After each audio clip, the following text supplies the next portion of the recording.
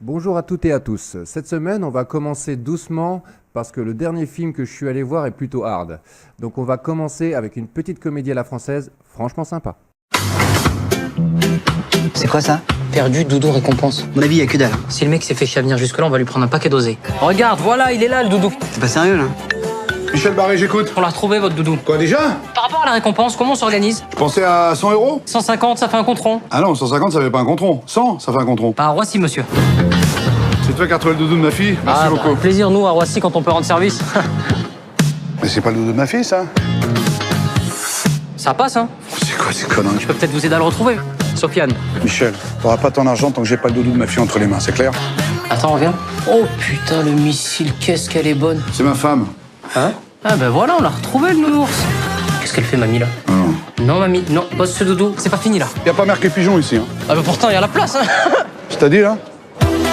Vous y tenez à ce doudou, hein? Tu sais ce que c'est qu'un doudou? C'est une peluche qui sont mauvais. Non, c'est un objet transitionnel qui permet à un enfant en situation de stress affectif de se sentir en sécurité. On est sur Wikipédia. Ma fille ne peut pas s'endormir sans son doudou.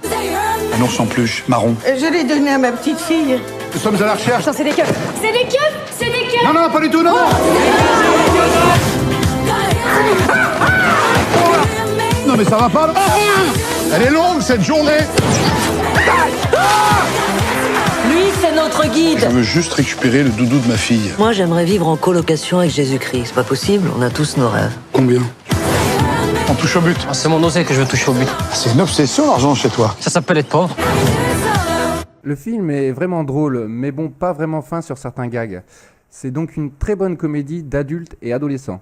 Malik Bentala, il joue bien, il a été vu dans plein de sketchs et films, dont Le Dernier Taxi. Il est vraiment très drôle et attachant, sachant que son personnage est, on va dire, déconnecté de sa propre réalité, et il va emmener Cadmerade finalement dans une folle journée à la recherche de ce fameux doudou, et je vous assure que ça ne va pas être facile. Et ça fait du bien de revoir aussi sur grand écran Elie Semoun et Guy Marchand qui a pris un petit coup de vieux, faut quand même se l'avouer, sans oublier Romain Lancry du comité de la claque. Vous allez passer un agréable moment à Roissy et à Paris. Le second film que je suis allé voir est un film romantique et à vrai dire, quand j'ai vu le nom du second rôle, ça m'a tout de suite rappelé un certain gouverneur actuel de la Californie. Je fais souvent le même rêve. Je sens le soleil chauffer ma peau. Et des bras me serrer tendrement. J'ai envie de rester là. Pour toujours. Mais c'est impossible. J'ai une hypersensibilité à la lumière du soleil. Les rendez-vous chez le médecin font partie de mon quotidien. Il n'y aura jamais de rémission. Et chaque année qui passe augmente le risque. Alors je reste tout le temps à l'intérieur. Derrière des fenêtres adaptées. Je dors le jour, je vis la nuit. Et je fais de la musique, dès que j'en ai l'occasion. Salut. Qu'est-ce que j'aurais dû dire? Salut, je m'appelle Katie Price, ça fait 10 ans que je t'observe depuis ma fenêtre, je suis amoureuse de toi et je t'espionne en permanence. C'est le truc de Taylor Swift. Elle a des histoires compliquées et elle en fait des chansons géniales. Je comprends pas qu'on se soit jamais croisés. Je passais devant chez toi tous les jours en allant m'entraîner. Ça te dirait qu'on fasse un truc, un de ces quatre? Je suis très occupée la journée, mais je suis libre le soir. Qu'est-ce que Katie Price a envie de faire? Il y a tellement de choses que je veux faire. Où est-ce que tu m'emmènes? À ton premier concert. Sérieux, c'est un des meilleurs moments de toute ma vie. Tu viens? Ça m'ennuie beaucoup qu'il soit pas au courant. J'ai prévu de tout lui dire, mais là je suis quelqu'un, pas juste une maladie, et j'ai besoin que ça dure encore un peu. C'est pas quelque chose que tu pouvais me cacher. Je suis désolée. Mais on n'est pas un couple qui baisse les bras.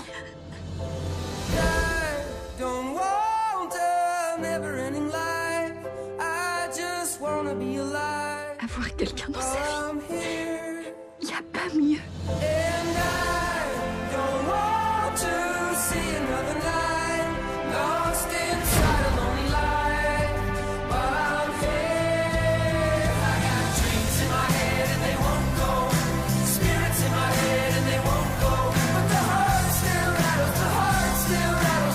J'ai attendu toute ma vie de ressentir ça. C'est donc bel et bien le fils aîné de Schwarzenegger qui joue le second rôle dans ce film romantique. Je trouve qu'il ressemble beaucoup à son père, non ? même s'il n'a pas la carrure de Conan le Barbare ou de Terminator. Enfin bref, ce film a une très belle histoire et il y joue très bien d'ailleurs. C'est une très belle histoire à voir en amoureux et surtout pas seul, surtout si vous avez le cœur brisé. Sincèrement, c'est une magnifique œuvre d'amour basée aussi sur des petites choses. De se dire par exemple un petit mensonge par mission pour pouvoir vivre heureux, mais qui peut avoir des conséquences désastreuses. Voilà, que du bon pour les débuts de Patrick Schwarzenegger et en lui souhaitant une très belle carrière. Le dernier film donc que je suis allé voir est vraiment pour les amateurs de films d'horreur et je l'ai trouvé vraiment excellent. Tu devrais peut-être terminer ton jouet quand tu auras fini ton évaluation. Vous avez entendu Je m'appelle Annie. Ma mère est morte il y a une semaine. C'était une femme très secrète. Elle n'avait plus toute sa tête. À la fin. Qui va s'occuper de moi? Tu penses que je ne vais pas m'occuper de toi? Mais quand tu seras morte.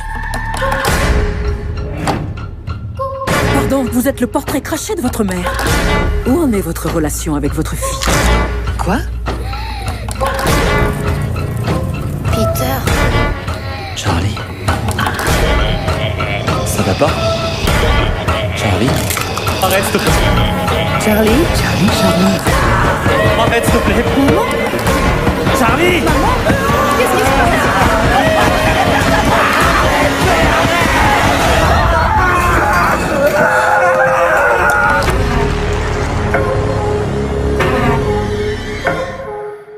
Je vous l'aurais dit et prévenu, il est vraiment pour les amateurs de films d'horreur. Et en tout cas, un des meilleurs parmi ceux que j'ai pu vous chroniquer déjà. Quoique Ghostland avec Mylène Farmer était vraiment très très bon aussi. Ce film d'horreur m'a presque fait flipper, à vrai dire, avec un scénario machiavélique et le tout sur une ambiance pesante et inspirée des années 80. Toni Collette, qui joue la mère dans le film, y est impeccable et je trouve que c'est une très très bonne actrice. Je vous le conseille si vous aimez vous faire de bonnes flips dans les salles obscures.